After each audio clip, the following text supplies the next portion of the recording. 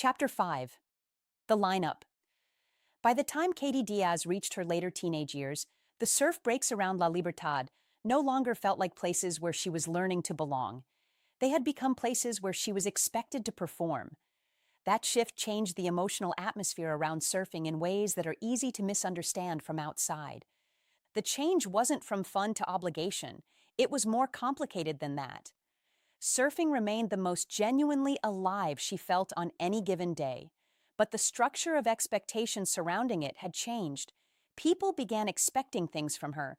Coaches expected progression. Sponsors expected visibility. Younger surfers watched her closely.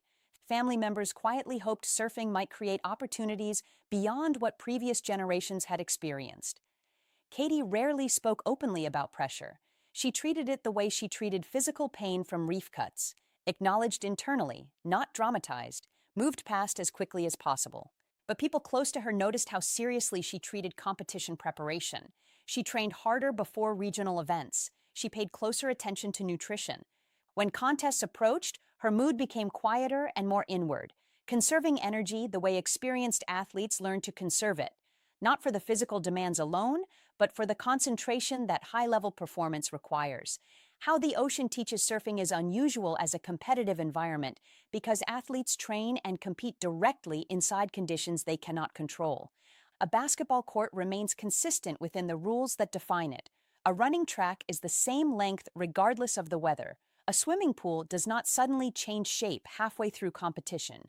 The ocean changes hourly. Wind shifts. Currents strengthen. Tides move. Sets arrive unevenly with gaps that can feel like forever and clusters that overwhelm the best-laid positioning strategy. A surfer spends years learning how to read temporary conditions that never fully repeat. It is, in this sense, a sport that demands not just skill but a specific kind of intelligence, pattern recognition applied to constantly changing physical environments, decisions made in fractions of seconds based on incomplete information, commitment to choices that cannot be fully evaluated until after you've committed to them. Katie developed that instinct gradually, break by break, and to grow up reading these waves was to grow up among a kind of family, each member with its own temperament, each one asking you to know which it was before you ever wet a foot. El Sunzal was the patient one, the elder, a long right that wrapped the point over a rocky bottom and unspooled for 200 and 300 meters when it was working. It gave a surfer the rarest thing the ocean offers, which is time, time to stand, time to think, time to fix a mistake before the mistake cost anything. Bamba called it the softest wave in El Salvador, and he meant it as praise. The takeoff could come quick, but once you were in, the wave carried you. The bottom that made it, rock and settled cobblestone, never moved the way sand moves, so the wave repeated itself season after season, the same lesson offered until the student finally took it. It was above all the coast's longboard wave. On a good south swell, a rider could trim across the open face, walk to the nose and back, and step off the better part of a minute after standing up. It was where a kid graduated to after the whitewater of Sunzalito, the sandy beginner break back in town, and by Katie's teens, its only real danger was other people. On a good morning, the lineup grew so crowded it became its own hazard, beginners bailing longboards that speared loose through the water so that the gentlest wave on the coast came to demand a peculiar kind of vigilance. La Bocana was the quick-tempered one. It broke at the river mouth where the fresh water met the salt and carried the river's restlessness into every set, and after rain the water there ran the color of weak coffee while the sandbars shifted underneath it, so you could not memorize Bocana the way you could memorize Sunzal. You read it fresh each time. It was one of the coast's few real lefts, a fast hollow wall that held up and let a surfer work it, but only from the pocket, the steep breathing part of the wave nearest the curl, drift onto the shoulder and Bocana left without you. It broke right as well, steeper and meaner, into shallows full of arizos, the Black Sea urchins waiting in the rocks for a careless foot. A short, sharp paddle out, a fast, heavy wave, a shortboarder's wave that punished hesitation as reliably as it rewarded timing. On bigger swells, the current at the mouth turned genuinely strong, and the wave broke with real aggression. Minor injuries became normalized there within the local surf community, not celebrated, not ignored, but accepted as the ordinary cost of learning a physical skill in an environment that doesn't soften its feedback. Bocana was where Katie went when she wanted speed and the sharp vertical work that wins heats. And straight off the sand in front of town broke little Bocanita, the baby of the family, a quick, punchy reef that packed a whole wave's worth of energy into a 3-second ride. It was the schoolyard. The Groms owned it, sharpening the same 3 turns a dozen times an hour while the town ate breakfast and watched. And then, down the coast at La Libertad, there was Punta Roca, the demanding one, the wave that had made the country's name among surfers and seemed to know it. A long, fast right that wrapped the point over volcanic reef, 300 yards on a set wave. It gets compared to Jeffreys Bay in South Africa, minus the cold and the sharks. Most waves fall apart as a swell grows, Roca organizes. The bigger the ocean, the cleaner its intentions, and on a serious day, a ride became a long sentence with many clauses. Take off deep, race the first wall, carve, connect the next section and the one after that. 6 and 7 turns on a single wave, where most breaks on Earth grant 1 or 2. There was nothing soft in it.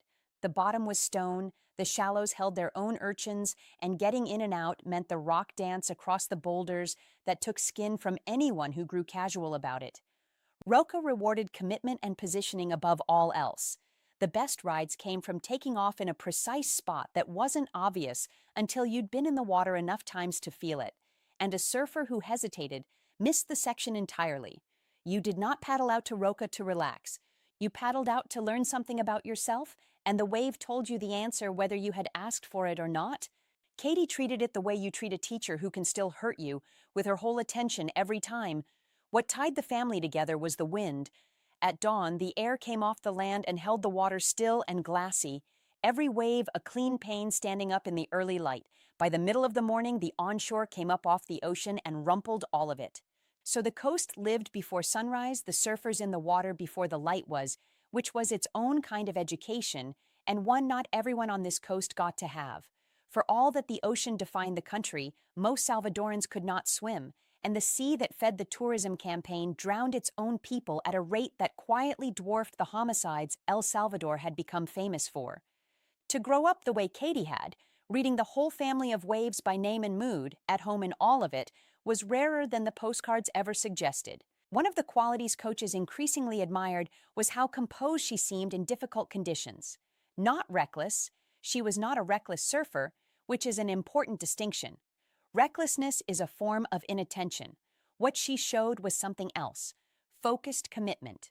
Once she decided to take a wave, she took it fully, with her entire body aligned behind the decision, leaving nothing in reserve for doubt. The recognition. By her mid-teenage years, coaches and local surfers increasingly believed she could become one of the strongest female surfers El Salvador had ever produced. The country around her, meanwhile, continued shifting. Violence still shaped national life. Political tensions remained intense. Yet tourism along the Pacific coast expanded steadily, and international surf organizations began paying closer attention to El Salvador's waves. Infrastructure improvements slowly appeared near major surf breaks. Word spread gradually through international surf networks that El Salvador possessed waves capable of competing with much more famous destinations. Punta Roca became central to that reputation. The wave broke with unusual consistency when conditions aligned. Long right-hand walls over volcanic reef, technically demanding, rewarding commitment, and punishing hesitation in equal measure. On the right swell, on a good morning with offshore wind, it was as good as anything in the world. It just happened to exist inside a country most people had been told to avoid. The lineup at Punta Roca reflected the changing identity of the coastline.